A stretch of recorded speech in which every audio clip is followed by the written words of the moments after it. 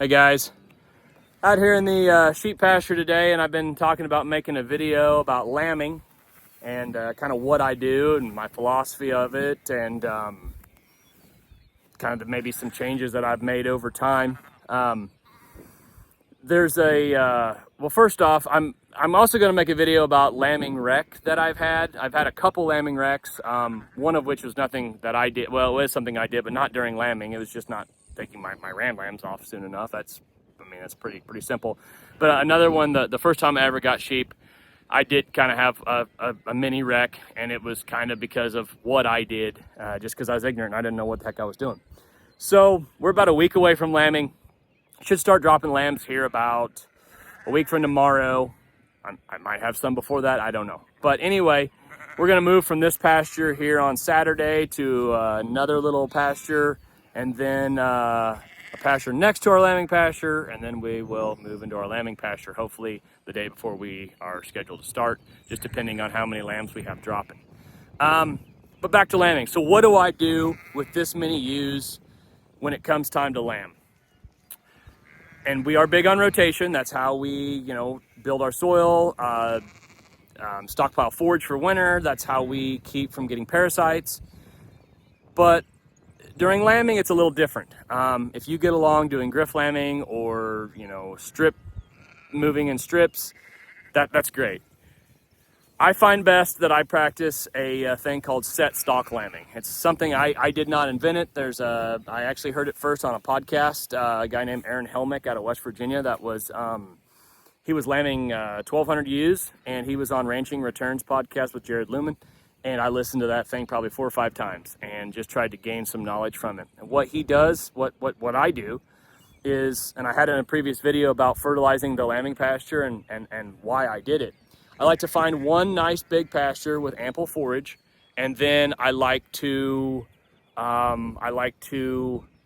just put them in there for a couple weeks, 2 to 3 weeks, and make sure that they have enough forage and leave them alone. Just get out of there. I go into the lambing pasture to check my dog feeder, to check on the dogs, especially like these young dogs that I've got, just making sure that there's no shenanigans going on, that they're behaving with the lambs. If they aren't, like my old dogs, I have nothing to worry about. My young dogs, if they are, what I will do is I will just simply put them on a stake out there to where they're still able to guard, but they can't go anywhere.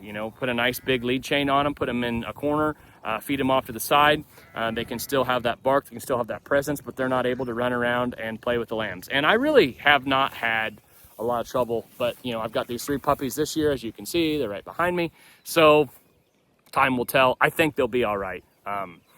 So anyway, I go in the pasture, the set stock lambing, to check the dog feeder, check on the dogs. I don't intervene. I don't play God. Now, if I happen to roll up on a ewe that's struggling, yes, I would pull a lamb. But I don't run around look for orphans. I don't look for problems. I find the least amount intrusion by me is better. Those little lambs, they'll get behind you. They'll chase your side-by-side, chase your four-wheeler. And when you got that many sheep out in a pasture, pretty soon, you're like, I'm over here, and I know Mom and the other twins over there, and you're clear over here. And, I'm not going to risk it. Especially on some of those younger first-time ewes that don't know what the heck they're doing. It's all new to them. They just need to be left alone. And some of the older ewes, they'll find baby. But when you get that many, and especially, it's not so much the yo, it's the baby that's so stupid that she'll just start following anything.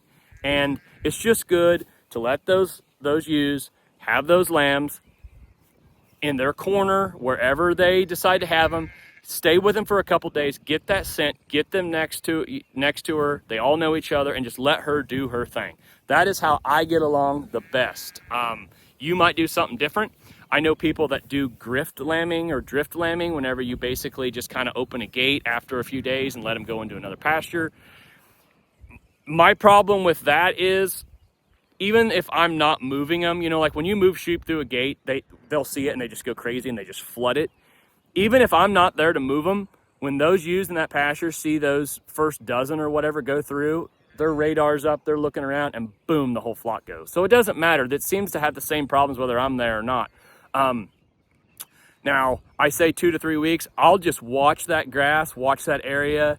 You know, I'll just kind of come in and not really, you know, penetrate too much, really not go into the flock. Just watch the grass, look at their butts, see if do we need to be moving. And if 2.5 weeks we got to move, we got to move. And it just is what it is. And then I might try a little bit of that grift lambing and maybe set a wire into that new pasture where they can't go very far into there, something like that. There's just no one rule. You just gotta make a judgment and try to use common sense and be creative. And that's the way that I handle that. The other thing I'll say, sheep tend to kind of find an area that they like to lamb, and 60% 70% of them will lamb in that area. Some people call it a nursery, but you get that many sheep concentrated in an area, it does get pretty rank, and there'll be a lot of manure around there. And that's something you'll have to make a judgment call at. You know, do you need to run them out and put some wire up there and let them not go in there after a certain point? Do you want to risk it? It's so touchy. It's crazy with these sheep, you know, and I love sheep, and they're a lot smarter than people give them credit for, but at times it's so touchy, you know. You just have to kind of make that decision, and you know, if you ignore one little thing, you might have some problems down the road. But you know, I don't, it's not complicated. Just get the hell out of there and let them do their thing. It's Mother Nature. I know people might think it's cruel that I don't take bottle lambs home and I don't go look for orphans, but you know, you get this many sheep and you'll go crazy. Mentally, you'll go crazy. And I just let them do it, and whatever happens, happens. And you know, I get people, you know, talk to me and say, "Oh my gosh, that many sheep! When it comes time to lamb, and you know, you must go crazy. You know, you must. I don't know how you do it." That's the easiest part of the job. I mean, I'm literally going in, checking the dogs, checking the dog feeder, and getting the heck out of there and just letting them do their thing. So wasn't a lot to unpack there, but that's how I lamb.